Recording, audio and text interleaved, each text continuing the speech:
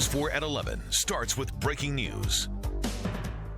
Good evening, I'm Jim Vance. And I'm Wendy Rieger. Thousands already without power, and it's only going to get worse. More than 65,000 customers of Dominion Power are in the dark in Northern Virginia right now. There are at least 50,000 Pepco customers without power. Doug Kammerer is tracking what are really some severe storms, Doug. Yeah, Jim, and we've been watching this throughout the entire night and really throughout the entire day. These storms started earlier today in Chicago, and now they're making their way all the way down through our area. This storm line, this line of storms has had a history of producing 70, even 80 and 90 mile-an-hour winds. So far for us, Dulles Airport, just over the last hour, has reported a wind gust of 71 miles an hour. And look at all of the lightning. Thousands of strikes of lightning within 10 minutes period of time. I counted 1,100 lightning strikes in 5 minutes across the area. Here's where it is right now. Still raining across the district. The district, Fairfax County, most of Montgomery County, you've seen the worst of this storm. Who is going to see it next? It is Prince George's County. It is Charles County. It is Southern Maryland. If you live in Southern Maryland, you are now under the gun for the severe storms to move through and the strongest winds. Here they are right here, right around Bowie. Bowie, you're seeing some of the strongest winds right now, but if you live over towards Crofton or up towards the Odenton area, over towards Glen Burnie, Annapolis, expect this to come through within the next 10 minutes to about 30 minutes. We'll go down south right along 301, Brandywine, Waldorf, La Plata. You're probably starting to see the winds now. The winds will precede the rain, so it may not be raining, and then you'll see the winds gust all of a sudden. And again, we could be seeing winds gusting upwards of 60, 70, even 80 miles an hour as they make their way through the area. We have seen numerous reports of trees down all across the area.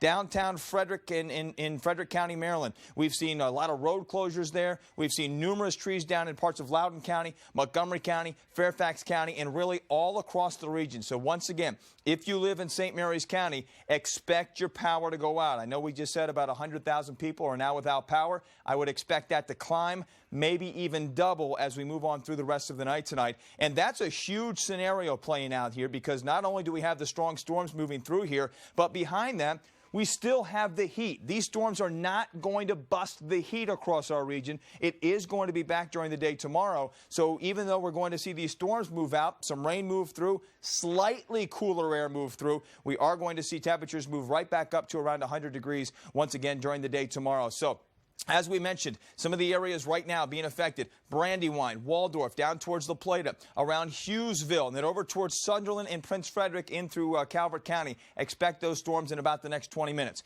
Up 301, once again, here's that line coming through South Laurel, Berwyn. You can see it here in Bowie, making its way right across towards Crofton, in towards Anne Arundel County, moving right along Route 50. But this is just one big line that continues to move across the region, up towards Howard County, and really all along I-95. We were just sitting here in northwest Washington watching this thing come through. I would say our winds here were about 50 to 60 miles an hour. We have a tree out right in front of our offices right now, and I guarantee you there are numerous trees down all across the region. You can see this area in yellow.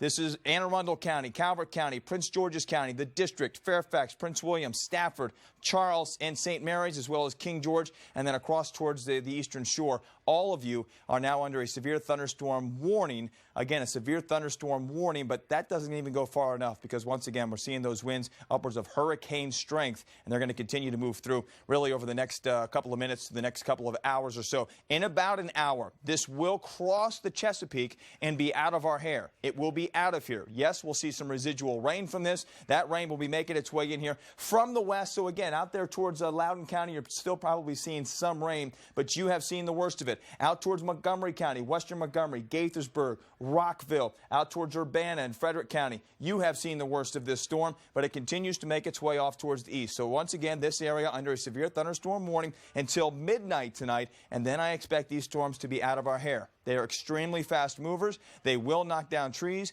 They will take out power. If you're in southern Maryland, you have not seen the storms yet, get your flashlights ready. Get whatever you need to be prepared, because I do think you will have some power out in the next couple of days. You can see we do have some more warnings that continue to come in. One of those is a flash flood warning for Frederick County, Maryland, that until 1:15. So let me show you a couple other things here, and I'm just going to stop the radar and zoom on in to exactly where this is right here. Here's a live picture. This is outside. This is Tyson's Corner right now, but let's go back and show you our weather camera right on the front lawn here. And this is a tree that is down. You can see that car with the blinking lights. We lost a tree in our front yard here. This is right between us and Homeland Security, which is across the way here.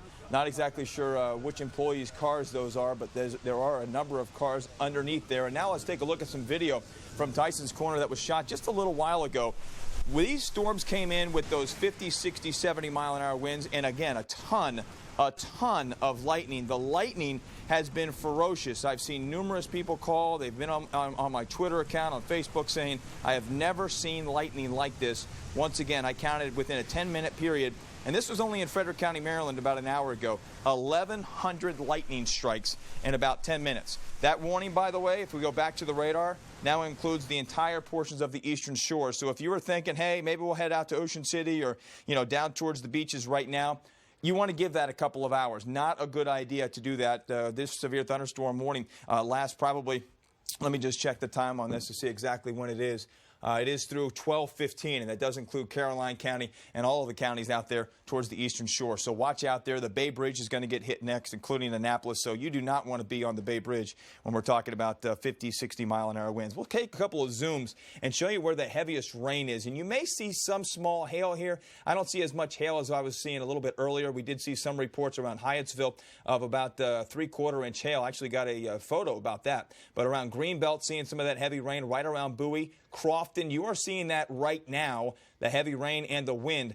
Crownsville, Maryland, you are most likely about to see that wind come through your area right now. Also around Greenwood Acres, over towards Arnold and Annapolis. Within the next 15 minutes, we'll move back down 301 and Route 2 in towards Calvert County. And you can see maybe around Deal and Shadyside, you're going to get that in about the next 20 minutes. But back to the west, Andrews Air Force Base, Clinton, Brandywine, all seeing that extremely heavy rain and those winds, which will be gusting, as I've been mentioning, about 40 to 50 miles an hour. Jim and Wendy, we were outside. I brought you guys out because I knew this was coming through here. We took you guys out there, and you pretty much said it all. Doug, I got to tell you something. I don't know the last time that I've watched a coworker run through the newsroom telling everybody to follow him because there is something that they need to see. And we went out on the loading dock, and as I mentioned to you, what was as impressive as the winds that were just roaring through back there was the sound of it. It was absolutely incredible.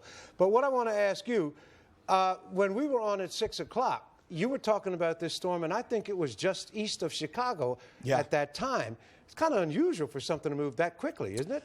Not really, Jim. In a situation like this, when you've got heat that is this expansive, and this heat has been covering really the eastern half of the nation, we saw these storms form, and there were two storms around Chicago, two storms. And we knew that those storms would develop in that hot air. They moved through Indiana. We saw a 91-mile-an-hour wind gust in Fort Wayne, Indiana. They continued to grow. That line continued to grow, and we saw an even bigger line make its way right on through portions of Ohio, and that line continued to grow. This is called a mesoscale convective system. And again, that's not going to mean a whole lot to a lot of people out there. But what that means is you've got a whole area of storms. I want to take graphics 29 if we can, guys, because I want to show you how this really did develop as it made its way through the area. So let's go back 12 hours and watch up towards Chicago.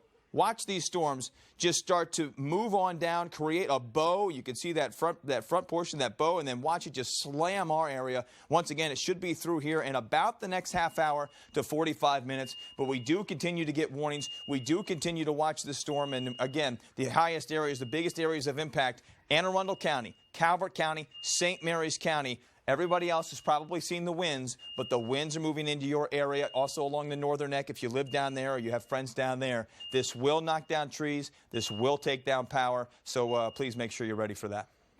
Hey, Doug, I have a question for you. You're talking about that the heat is going to return tomorrow. Yeah. Tonight, you have a lot of brides, and one of them is one of our own producers is out there who are getting married tomorrow. Is the heat tomorrow, once it climbs back up to 100 degrees, is it going to trigger any more storms for tomorrow? Well, I'll tell you what, Wendy, I mean, let's go right back to graphics 29 for you. And again, this is one of our graphic systems. Here's graphic 29. You see the storm system that just came through us. Take a look back up towards Chicago. There is another area of storms starting to form there. And yes, I do think we are going to see some more storms during the day tomorrow. And yes, we could see some more severe storms. Will it be a line like this? Possibly. That's the kind of storms you expect with intense heat like this. But once again, it is going to be through this area will be through tonight. Tomorrow morning, it's going to start off extremely muggy. And then, yes, tomorrow afternoon, we could see more storms come through the area. All right, Doug, we're going to get back to you in a second. Right now, we have Assistant Chief of Fire and Rescue in Montgomery County, Scott Graham, is on the line. Mr. Graham, can you hear us? Hey, Jim. Good evening. How are you? Doing well. I'm curious how you are, and can you give us an idea of what the situation is in the county? Well, I'm up in the Comus area right now, and we've been without power up in this area for about probably 35 minutes or so. We had a lot of wind come through. There are a lot of calls sporadic throughout the county at this time, down through Rockville, Bethesda, Old Georgetown Road area, and then also up near Argyle. We've got a lot of calls for trees across wires. We have calls for some trees or branches onto homes. And it seems that the storm is marching through pretty quickly. We have had no injuries at this time as it relates to the storm. And the advice we'd like to put out there is please don't go outside and look around to see what's happening, because there may be live wires down. If you don't have power and you're using a generator, we've only lost power for less than, an hour or so. So there's probably no real reason to fire up the generator as yet. There's carbon monoxide issues, there's backfeed issues. So stick this one out, let the power companies get in there to start to restore power. But as I said, it was pretty fast moving through the county, and we're running the usual calls that we would see with high winds, heavy rains, wires down, trees on homes. But fortunately, we're blessed there's been no injuries thus far. You have any word, Mr. Graham, on whether or not any of the roads have been closed yet because of wires or trees or whatever?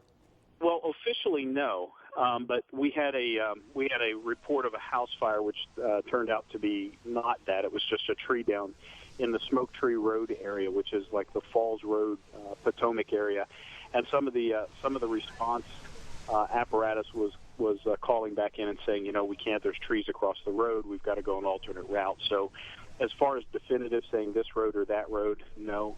I know there are a lot here in the Up County along Thurston Road, Sugarloaf Mountain Road, et cetera, that we do have confirmed trees across. We've got crews coming out here to help clear those open. But again, it's so fresh into the storm. It is nighttime, obviously, but we're going to see branches and stuff. Hey, so if you're out traveling, be careful. Yeah, Chief Graham, because this is moving so quickly, do you think that is going to help you in that on the back side of this, you'll still have the heat, but you may not have the drama, and that you'll think you'll be able to get out there and sort of see to what the problems are and maybe address them a little more quickly than you would at a storm that is more sustained? Yeah, I mean, we'll probably start to conduct windshield surveys, is what we call them. We'll have units that will be out in the neighborhood. Right now, we're operating under what's called condition red. We're sending as many pieces of apparatus out as we possibly can. Our 911 call center, our dispatching center, is receiving an inordinately high amount of calls at this time. So we'll work through that first. Once we clear the condition red and this large number of calls that we're receiving, then we'll go back and begin our windshield survey. If that's not done tonight, we will do it at first break of day tomorrow when it is safe, and then leave tonight's response to emergency responses. All right. Assistant Chief Scott Graham with Montgomery County Fire and Rescue. We appreciate you taking the time. Be safe out there. No worries. Thank you. All. Okay. Doug, can we assume that for people in Montgomery County and let's say the district and Fairfax, that it's pretty much out of it now? Yeah, for sure. Pretty much out of it. So now we can start to assess the damage across that area and notice all those trees down.